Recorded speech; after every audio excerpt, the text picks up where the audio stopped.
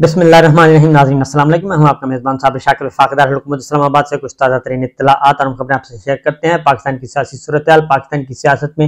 एक ही नाम है जो अभी तक छाया हुआ है और पाकिस्तान की सियासत अब तक पिछले 16 माह से पाकिस्तान की सियासत में एक नाम को मिटाने की कोशिश की जा रही है और वो नाम है इमरान खान साहब का। उनको मिटाने की कोशिश की जा रही है, उनकी सियासी जमात को क्रश करने की कोशिश की जा रही है। पूरे के पूरे रियासती मशीनरी, हुकूमती मशीनरी इस्तेमाल करके देख ली, लेकिन उसमें कामयाबी नहीं हो रही। कुछ लेटेस्ट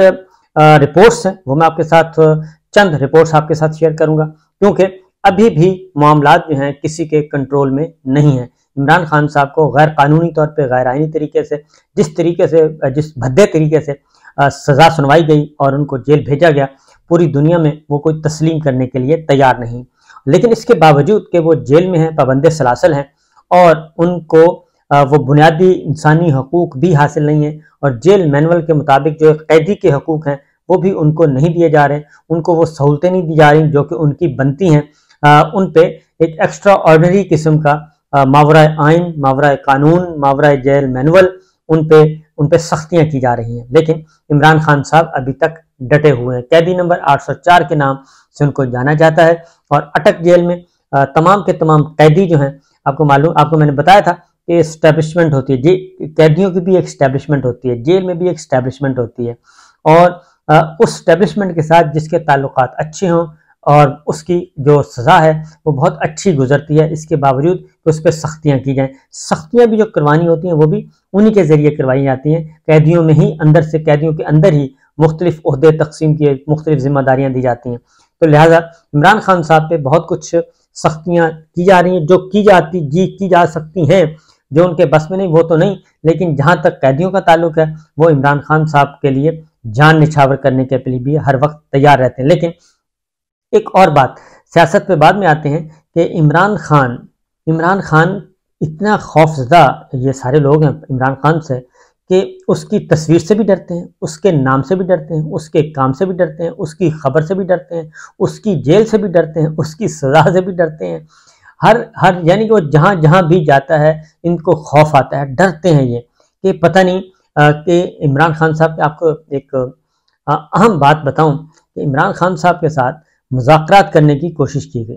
मुज़ाकराती टीम गई इमरान खान साहब से मुज़ाकरात करने के लिए अटक जेल में और 2-3 गाड़ियों में गई थी और उसमें जाके वो बैठे और उन्होंने जेल सुप्रीडेंट के कमरे में जाके और वहाँ पे उन्होंने इमरान खान साहब से बात करने की कि जी आए हैं, जी बातचीत करने के लिए आए हैं। ज़ाहिर इमरान खान साहब जब तक कैदी को पता होता है कि कौन मुलाकाती आ रहा है, तो इमरान खान साहब को बताया गया कि जी आए हैं आपसे बातचीत करने के लिए, कुछ लोग मिलने आए हैं। तो उन्होंने, इमरान खान साहब ने सोच विचार के बाद उन्होंने कहा कि मैं ऐसी किसी मुलाकात में नहीं जा सकता, मैं किसी से मुलाकात नहीं करूंगा और अगर मेरी मुलाकात करवानी है तो मेरे वकला से करवाएं, मेरी फैमिली मेम्बर से करवाएं, मेरी जो सिस्टर्स हैं, मेरी बहनें हैं, उनसे मुलाकात करवाएं। वो मुलाकातें होंगी तो उसके बाद मैं कुछ सोचूंगा। और दूसरा ये कि इसके अलावा कोई बारगेनिंग की बात करनी है, जोड़ तोड़ की बात करनी है, तो वो तो उन्होंने सिरे से ही मुलाकात ही नहीं की, तो बात आगे बढ़ती कैसे। तो कुछ देर बैठे रहे, दोस्त जो हैं इमरान खान साहब से जो मुलाकाती करने आए थे, मुलाकाती बैठे रहे हैं और उसके बाद फिर वो अपनी चाय शाय पी के चले गए और इमरान खान साहब अपने सेल से बाहर नहीं आए और उन्होंने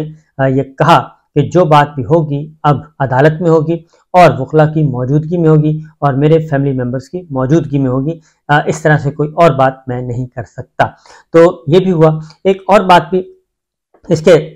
दूर असरात क्या मुरतब हो सकते हैं, ये तो बात है, लेकिन एक और बात भी बताऊं, इमरान खान साहब पीसीबी क्रिकेट का वर्ल्ड कप वाहिद वर्ल्ड कप है जो कि इमरान खान साहब लेके आए थे पाकिस्तान के लिए और उन्होंने उस वर्ल्ड कप की फतह को भी नाम कर दिया था अपने शौकत खानम हॉस्पिटल के और उसके लिए, और उसमें उन्होंने वो सारी जद्दोजहद जो कर रहे थे, तो वो वाहिद कप है पाकिस्तान का वर्ल्ड कप जो कि पाकिस्तान आया और वो इमरान खान साहब कैप्टन थे और दुनिया जानती है। और फिर ये कि उनका शुमार दुनिया के बेहतरीन क्रिकेट टीम के कप्तानों में होता था, दुनिया के बेहतरीन कप्तानों में होता था और उन्होंने अपने दौर में कामयाबी भी हासिल की। बॉलर तो थे ही, वो बैट्समैन भी थे, ऑलराउंडर थे। अब वर्ल्ड कप आ गया, अभी आना है कुछ दिनों के बाद और पीसीबी पहले इंडिया, क्योंकि इंडिया होस्ट कर रहा है। पहले तो उन्होंने वर्ल्ड कप का जो बनाया प्रोमो बनाया और उसमें या गीत बनाया वर्ल्ड कप का, उसमें इमरान खान साहब को वहां से उन्होंने हटा दिया। और उनका तो हटाना हमें समझ आती है कि इंडिया अगर कोई बनाएगा, ऐसा प्रोमो बनाएगा, ऐसा कोई सॉन्ग बनाएगा, तो वो उनको तो समझ आती है कि क्योंकि इमरान खान साहब ने क्रिकेट की दुनिया में भी इंडिया की पिटाई की, और उसके बाद अभिनंदन और 27 फरवरी को जो जवाब दिया बालाकोट का, वो भी उन्हें याद रहेगा, सारी उम्र याद रहेगा कि इमरान खान साहब ने 24 घंटे के अंदर अंदर उन्होंने हुक्म दिया और पाक फिजाइया ने, पाक फौज ने उस हुक्म के मुताबिक ऐसी दुर्गत बनाई कि दुनिया ने उसको देखा। और इस हद तक दुर्गत बनाई कि अमरीकी वज़ीर ख़ारजा जॉन पॉम्पियो लिखते हैं अपनी किताब में कि जनाब 48 घंटे हमने बड़ी मुश्किल गुजारे, क्योंकि जो जौहरी जंग है दो मुल्कों के दरमियान, वो छिड़ते छिड़ते रह गई और दोनों मुल्क की जौहरी जंग के लिए बिल्कुल तैयार थे और बड़ी मुश्किल से इंटरवीन किया गया और मामले को डिफ्यूज़ किया गया। और हमें समझ आती है कि डिफ्यूज़ कैसे हुआ था। पहली तो ये था कि अभिनंदन को हमने वापस कर दिया था, बहुत अच्छा पेंट कोट उनको पहना के वापस भेज दिया था, और उसके बाद दूसरा उनका जो असला वसला है, वर्दी है, वो सारी पाकिस्तान की फ़ौज पाकिस्तान के पास मौजूद है। और वो पिस्टल जो है वो हमने देखा भी chief of army staff house जो है रावलपिंडी में, उसमें मौजूद है, वो हमने देखा, जहाँ बाजवा साहब ने दिखाया था। तो इस तरह से उनकी यूनिफॉर्म भी मौजूद है, वो सारे का सारा। तो इमरान खान साहब से इंडिया की जो समझ आती है कि वो ये काम करे, वो इस तरह का इंतकामी कार्रवाई करे, लेकिन पाकिस्तान ने जो पीसीबी ने बनाया, पाकिस्तान क्रिकेट बोर्ड ने बनाया, उसमें भी इमरान खान साहब को गायब कर दिया गया।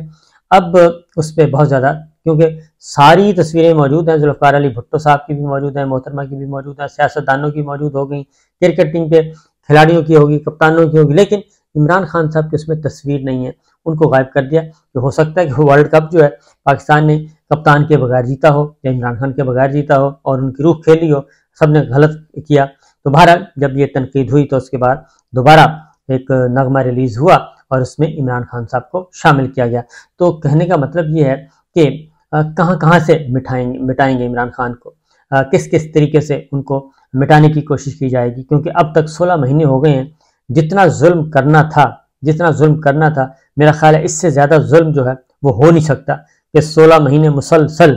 और पिछले 3 महीनों से जो हो रहा है वो तो एक्स्ट्रा ऑर्डिनरी हो रहा है। और इतना ज़्यादा हुआ कि दुनिया की तरफ से, आलमी बरादरी की तरफ से, आलमी इंसानी हकूक़ की तंजीमें चीख उठी कि खुदा के लिए पाकिस्तान में इंसानी हकूक़ की खिलाफ वर्जियाँ बंद करें। तो ये सब कुछ हुआ और हो रहा है, लेकिन अभी भी समझने वाले शायद समझते हैं कि इस तरीके से वो किसी पॉलिटिकल पार्टी को ख़त्म कर सकते हैं, पॉलिटिकल लीडर को ख़त्म कर सकते हैं। ऐसा तो माजी में भी नहीं हुआ और आइंदा भी नहीं होगा और इस वक्त भी नहीं होगा, क्योंकि नोटिफिकेशन से ना ही कोई पॉलिटिकल लीडर बनता है और ना ही सियासी जमात बनती है, और ना ही नोटिफिकेशन से पॉलिटिकल लीडर का सियासी सफ़र ख़त्म होता है, और ना ही किसी सियासी जमात का खात्मा हो सकता है। हाँ, सरकारी नौकरियां ज़रूर नोटिफिकेशन से मिल सकती हैं और नोटिफिकेशन के ज़रिए ख़त्म हो जाती हैं, लेकिन सियासत और सहाफ़त ऐसा शोबा है कि ये तजर्बे से जो तजर्बा है और एक फितरी पीरियड है उसके मुताबिक वो आगे बढ़ता है और उसके मुताबिक उसको डिक्लाइन होता है, अदरवाइज नहीं हो सकता। बहरहाल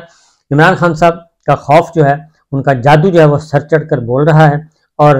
बड़ों के जो पसीने उनको आते हैं बड़ों को, और जान छुड़वाने की कोशिश की जा रही है, लेकिन जान छूट नहीं रही। अब क्या ऐसा मुमकिन है? और उसकी वजह यह है कि ये जो कुछ भी किया गया, इमरान खान साहब पे सारी पाबंदियां आयद कर दी गई हैं। अब इंतखाबात का बोलबाला है और इंतखाबात होने हैं, और तगोदा चल रही है और रस्साकशी चल रही है, और पूरी कोशिश की जा रही है कि इलेक्शन ना हो। और अब जो राजा रियाज साहब हैं, अपोजिशन लीडर साबिक, और उन्होंने वाज़ेह तौर पे कह दिया कि पिंडी ने फैसला किया है कि इलेक्शन फरवरी में होंगे, पिंडी के वालों ने फैसला किया कि इलेक्शन फरवरी में होंगे। लेकिन दूसरी जानिब इलेक्शन कमीशन जो है उसकी तरफ से अभी तक कोई ऐसा इंडिकेशन नहीं आया कि वो इलेक्शन करवाने के लिए तैयार है या इलेक्शन की तैयारियां कर रहा है, बल्कि वो इस सारे मामले को छोड़ के वो मरदमशुमारी और मरदमशुमारी के तहत हल्का बंदियाँ, उसके बारे में मुसलसल मीटिंग्स किए जा रहा है। यानी उनको भी कुछ ना कुछ इलेक्शन कमीशन को भी कन्वे हुआ है। लेकिन मैं ये समझता हूँ कि अभी तक सिर्फ टेस्टर लगाए जा रहे हैं, अभी तक सिर्फ चेक किया जा रहा है दर्जा हरारत, टेम्परेचर, कि क्या ये सारे का सारा जो प्लान है इलेक्शन मुलतवी कराने का, ये पाकिस्तानी कौम पाकिस्तान की जुडिशरी, पाकिस्तान का मीडिया, पाकिस्तान की जो वकला बिरादरी है क्या, और पाकिस्तान के जो पॉलिटिकल पार्टीज हैं, क्या वो इसको एब्जॉर्ब कर लेंगी, क्या हजम कर लेंगी कि हम इलेक्शन मुलतवी करवा दें। तो वो खामोशी से वकला बिरादरी भी बैठी रहेगी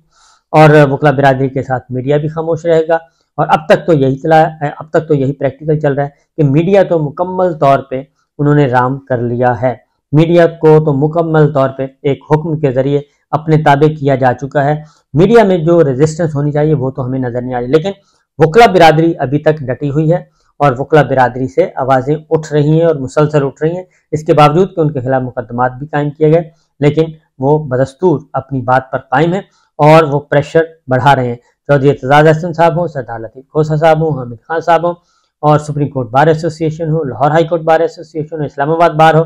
ये मुख्तलिफ बार कौंसल जो हैं वो मैदान में उतरी हुई हैं, बार एसोसिएशन उतरी हुई हैं और वो मज़ाहमत किए जा रही हैं। और इसीलिए सुप्रीम कोर्ट बार एसोसिएशन ने बाकायदा तौर पे एक पटिशन भी दायर कर दी है सुप्रीम कोर्ट में, और चीफ जस्टिस उमर अता बंदयाल साहब का इम्तिहान भी है और उनके पास एक बेहतरीन मौका भी है कि वो माजी करीब में वो इलेक्शन नहीं करवा सके पंजाब और खैबर पख्तूनख्वा में, और उनका ऑर्डर इम्प्लीमेंट नहीं हो सका सुप्रीम कोर्ट ऑफ पाकिस्तान का। ये पाकिस्तान की तारीख में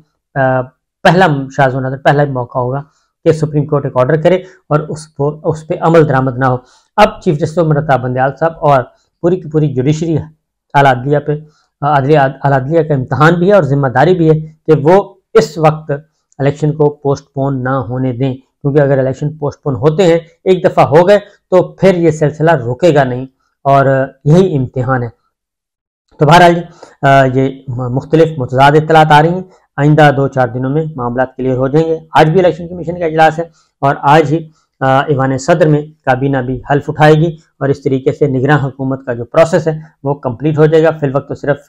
निगरान वज़ीर आज़म काकड़ साहब हैं और उनका कोई काबीना भी तश्कील नहीं पाई, लेकिन उनकी मुलाकातें शुरू हो चुकी हैं। गैर मुल्की सफारतकारों से उनकी मुसलसल मुलाकातें हो रही हैं। यूएई के एम्बेसडर मिल चुके हैं, सऊदी अरब के सफ़ीर मिल चुके हैं और बाकी दोस्त ममालिक के भी आहिस्ता आहिस्ता मिल रहे हैं। सेक्रेटरी खारजा असद मजीद साहब जी आज रिटायर हो जाएंगे। उनका तस्करा हम यहाँ इसलिए भी कर रहे हैं कि वो एक दबंग ऑफिसर थे और साइफर उन्होंने भेजा था अमेरिका से और उन्होंने इन्फॉर्म किया था कि